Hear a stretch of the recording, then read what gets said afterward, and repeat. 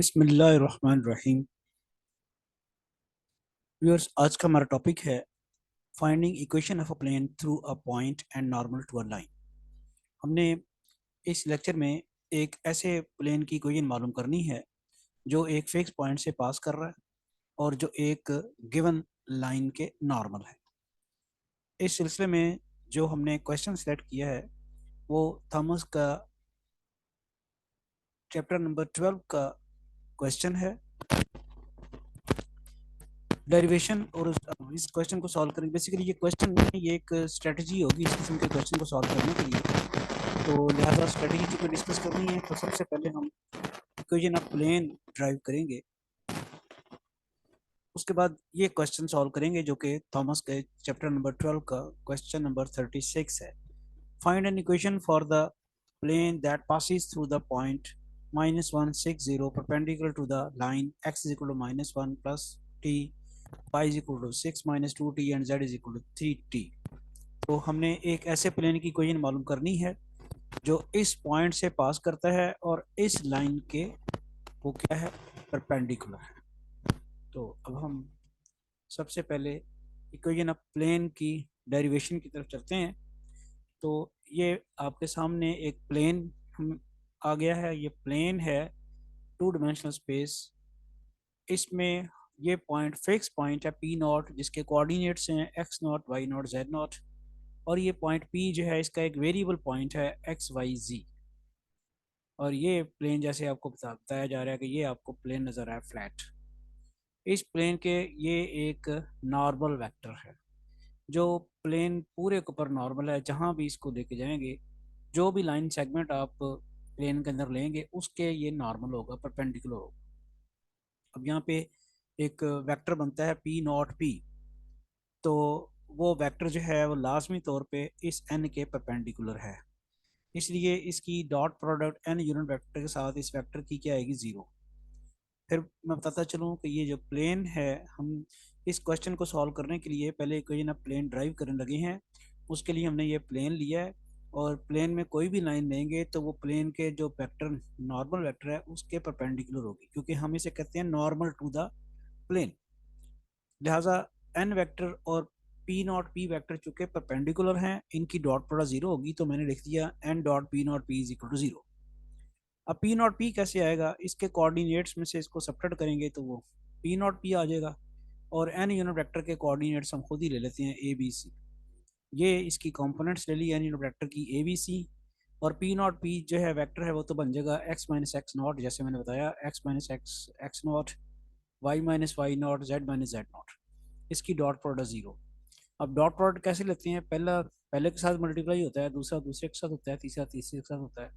तो एक्सप्रेशन ये बन जाता है a into x minus x not plus b into y minus y not plus c into z minus z not. तो ये तो हो गया इक्वेशन ऑफ प्लेन। ये तो इक्वेशन ऑफ प्लेन आ गई जो fix point x naught, y naught, z naught से पास कर रहा है और जिसका नॉर्मल वेक्टर ये दिया हुआ है।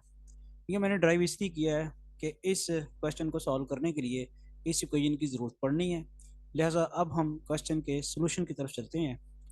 तो क्वेश्चन के सोल्यूशन में के मुताबिक जो पॉइंट यहाँ पे x naught, y naught, z naught है, वहाँ चूँकि पॉइंट -160 है, तो एक्स नॉट -1 हो गया, वाई नॉट 6 हो गया, जेड नॉट 0 हो गया। ये इक्वेशन ऑफ लाइन है। ये इक्वेशन ऑफ लाइन जो है बेसिकली ये आपके पास पैरामीट्रिक फॉर्म में है।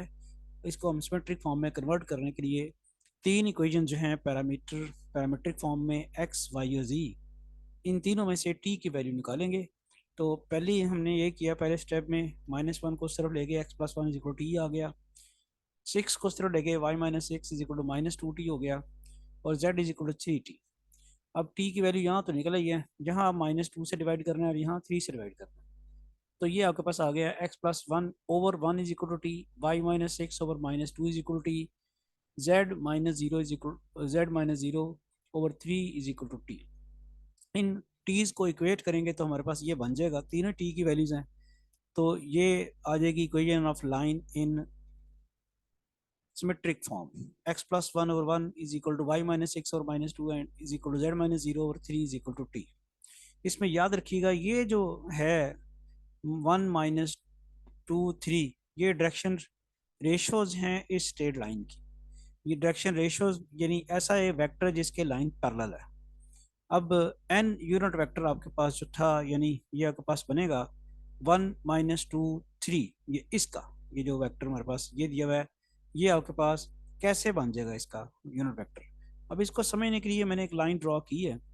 अब देखिएगा, पहले तो मैंने ये बताना चाह रहा हूँ कि आप ये जो लाइन मैंने भी बता दिया आपको कि ये जो लाइन है पैरेलल टू वेक्टर है 1 - 2 3।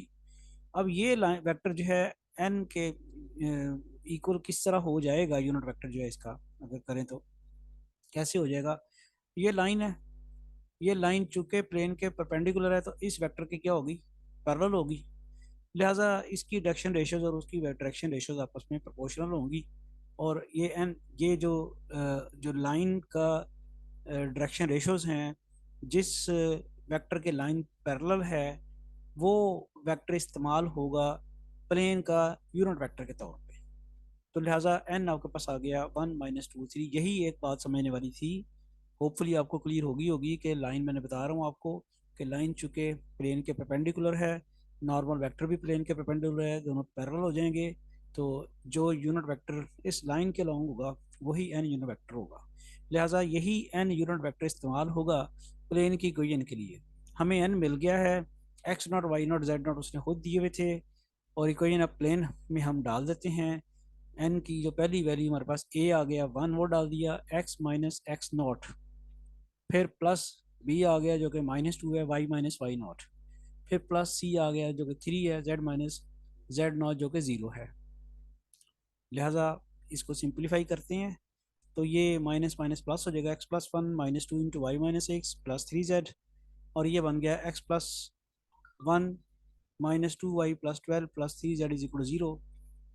इसको हम इस तरह लिख सकते हैं x - 2y plus 3z plus 13 is equal to 0। ये 12 + 1 13 हो जाएगा, और यही रिक्वायर्ड इक्वेशन ऑफ प्लेन है। इस क्वेश्चन को सॉल्व करते हुए हमने एक स्ट्रेटजी डिस्कस की है, होपफुली आपको समझ आ गई होगी कि जब आपने किसी फिक्स पॉइंट से प्लेन की इक्वेशन मालूम करनी है और उस प्लेन के नॉर्मल वेक्टर दिया हुआ है, तो फिर आपके पास ये फार्मूला है। अब सिर्फ आपको ये चाहिए कि इस फार्मूले के में जो चीज़ें इस्तेमाल होनी हैं वो किसी तरह जो आपको इंफॉर्मेशन दी हुई है वहाँ से आपको मालूम कर लें, तो मालूम करने के बाद आप यहाँ अप्लाई कर। ये हमारी रिक्वायर्ड इक्वेशन प्लेन है, x - 2y plus 3z plus 13 is equal to 0। Thank you.